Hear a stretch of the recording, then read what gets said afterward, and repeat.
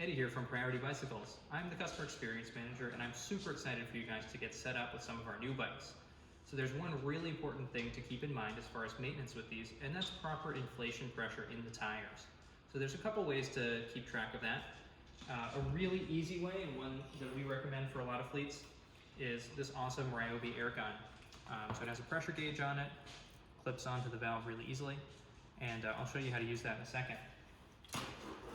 The other more traditional way to do it is just with a hand pump. It's a lot more work, but it will totally get the job done, and I'll show you how to use that too. So with these tires on the Classic Plus, it's a traditional SCHRADER valve on here, and these tires do have a pressure range between 65 and 85 psi.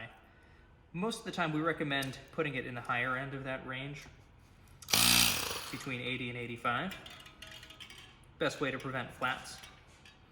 So just clip the head of the pump onto the valve. You have to apply some pressure while you're closing the lever, and simply squeeze the trigger.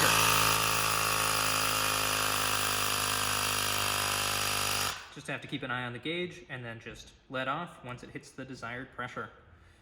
Flip the lever. Be careful not to squeeze the trigger when you don't want to. And thread the valve cap back on.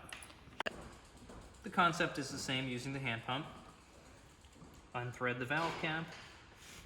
Use the correct side of the head. There's one for Presto, which we don't need. This is for SCHRADER. It's a bigger hole.